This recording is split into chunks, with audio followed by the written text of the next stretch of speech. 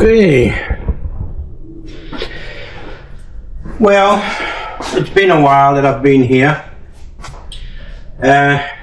Sadly, that's what happens when you have illness in the family. And not physical, but sadly, illness. And I have to be with my wife and disabled son every day. So I don't have time to work in here at the moment. My son is here now to look after his brother and keep an eye on his mum. So I decided this morning I have a bit of time. I'm going to spend some time in here. While I was away, this kit come in. It's just a cheap one to compress the rings onto the piston. All my life I've used this style, but never enjoyed using it. But clicking it on and then releasing it and putting it back on, that click just never seemed to be right. It's just either a little bit too loose, or it's always too loose. You can never get it tight, and it always ends up hitting the ring on the side, on the top of the block. It works, you can get it done, but yeah, I'm not not a huge fan of this system. Not really. Then I saw these, right? So, and I thought, all right. So you just keep the pressure on. With this one, you had to always make sure you hold it really perfect, and sometimes it would slip into the bore. So you need to use one hand anyway. So with this one, you just squeeze it. I don't think I have a piston here. No. So this is the piston, right? Stick it around the piston and the rings, and it's too big to show you. Okay, let's do a different. Try a different one. That's too small. I guess it's for a motorbike. I think you get the drift anyway. You put that around the piston and the rings. Let me guess, it still doesn't fit. Still need to go bigger. Boom. Right? Squeeze it with one hand, really tight, and then with the rubber or wooden piece of wood, you knock the piston and the rings down gently. This makes more sense to me. Because once you have the right size, and there's many of them, it just seems like a better idea than this one, right? So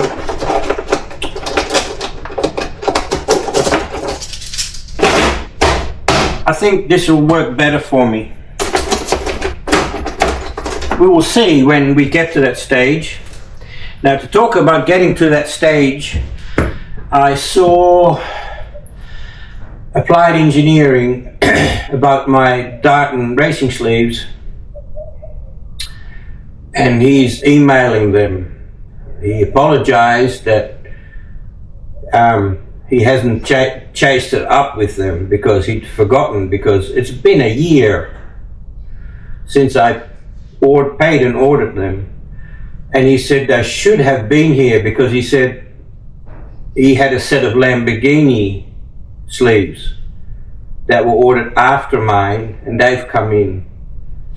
But the thing is, I'm sure they've done Lamborghini sleeves before. There's only a few different engines in the Lamborghinis, and I'm sure they've probably already made sleeves for all of them. But this one, they've never done a power tech before. ever with racing sleeves. So they had to design them first, and they're going to have to be cut out of a piece of billet, I believe. So that's why these would take longer than a Lamborghini set of sleeves. Wouldn't it be funny if that was him emailing me now? No. Crime about programming. So yeah, another thing that came in was a bit of stock, stainless steel stock. Now this is to replace the guides. I need to measure how deep they go in. Has a little burr on it, so yeah, it won't go in directly, but it's close. Because I'm putting a spacer in the motor plate, let me bring you fellas over. Right? Because I've got this motor plate on, I need to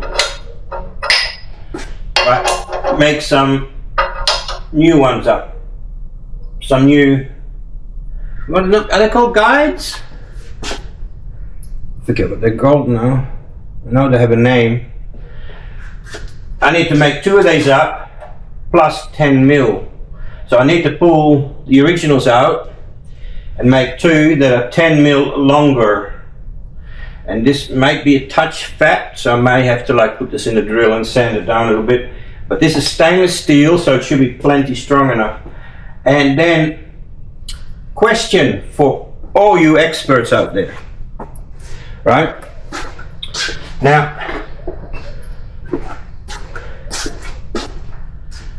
one side, the front side, will always have a gasket because I want to be able to pull the cover on and off. But, so that I can access the chains and stuff without taking the motor out. But, do I use an RTV on between the engine block and the motor plate? I've had lots of time thinking about this during the day, and just possibly put a couple of extra screws in and screw this to the engine permanently, well, semi-permanently, but RTV on this side and a gasket on this side. Or should I put a gasket on both sides and allow for the extra thickness? Because I'd have to, this would be 10 mil plus, I'm guessing 2, so I'd have to extend it by 12 mil.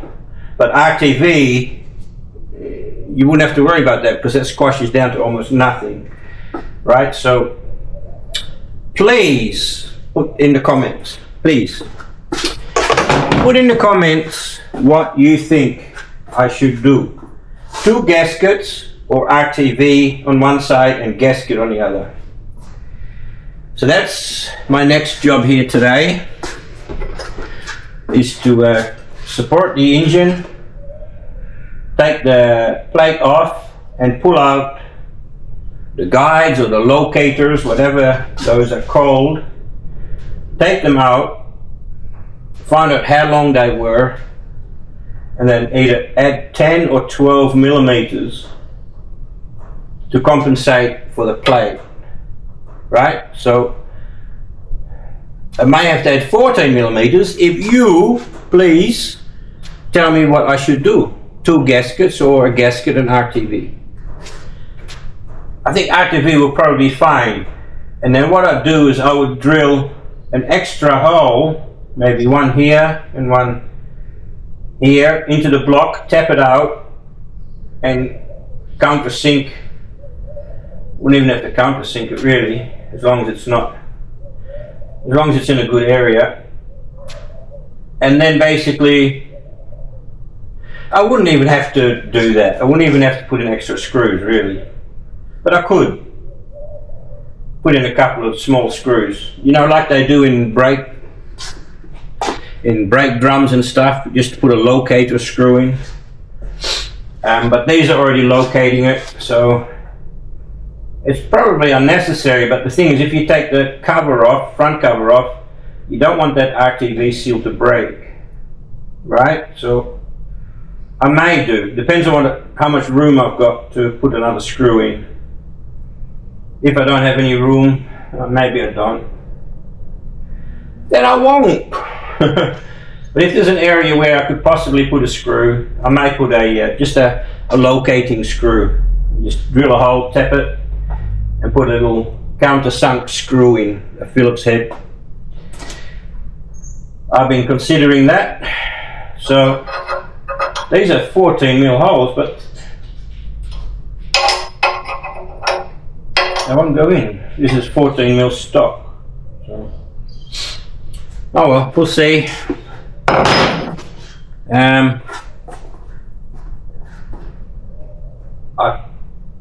Yeah, I remember now. I reamed them out with the burr, just roughly, without. Oh no, I didn't. Yeah. These are the ones I used the step drill bit with, the step bit. Yeah. And I want to put a bit of metal in here for bracing. Remember, I don't like this bit here. Even though I'm going to bolt it here and here, I'm not happy with this. So I'm going to strengthen that. So yeah, that's about all there is an update for. I just realized I don't have to turn that camera, it's a 360. So that can go in the toolbox. If there was room inside the toolbox. And I should start spending more time in here, even if it means nighttime. But it's Saturday now, and Monday or Tuesday I'll go in to Allied Applied Performance again to see if he's had word back from Darton Sleeves about my sleeves. And if he hasn't, and if there's still a bit of waiting time,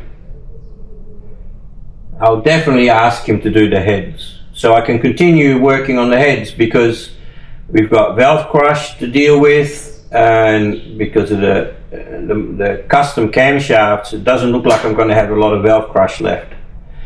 I need to make sure that's all okay. I need to CC the combustion chambers.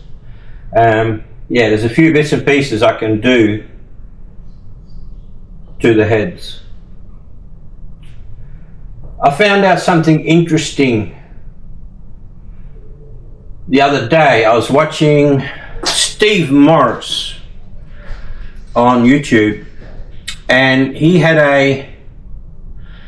was dynoing an engine block, and this was for an airplane, and they had to put, for their rules and regulations, put in 2 spark plugs and basically 2 ignition systems in case one fails, because it's an airplane. I get that, I do. And then the funny thing is, when he had the 2 spark plugs, he got an extra 100 horsepower out of it. And that got me thinking, you know, that's nothing to be sniffed at, 100 horsepower. Depending on the position of the spark plug. One spark plug was like 90 horsepower from memory, and both of them made up 100 horsepower. But the original position was less horsepower. So, and then I looked into the later model, PowerTech. They come with a 2-plug head. And I kind of liked the positioning of those plugs much better than the one Steve Morris had in the engine. They're further spaced apart, which would, so in the PowerTech they fire not at the same time, right? That's for pollution control, blah blah blah. I'm not sure if it fires on exhaust or it just fires a second time after. I'm not 100% sure, but I don't believe they're supposed to spark at the same time.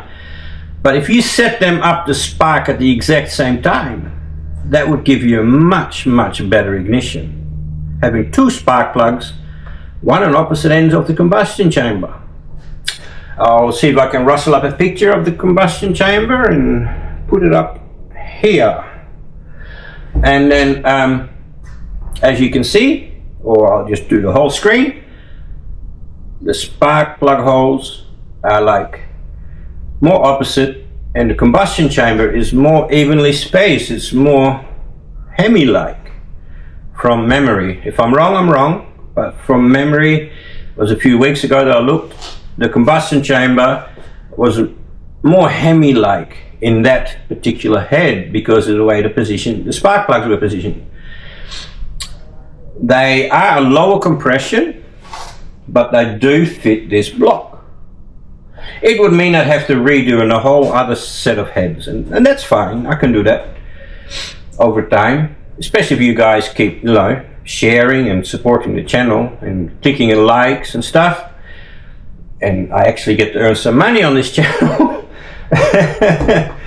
Like, I think this year I've had like $250 from YouTube, which is pretty terrible to be honest. But then I have been absent a bit, so I guess we have got a lot of new subscribers. Thank you very much. Not a lot, but for me it's a lot. We are slowly ticking up towards 3,000, I think. Yeah. Going off track now.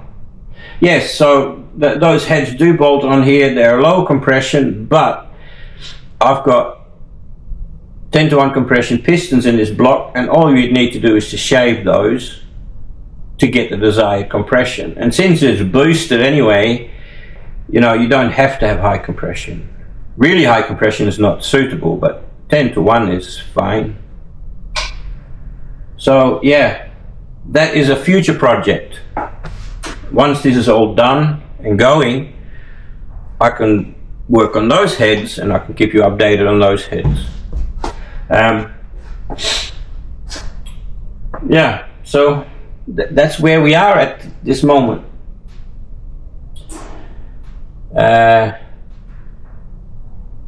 You don't need to look at me supporting the engine and taking that plate off.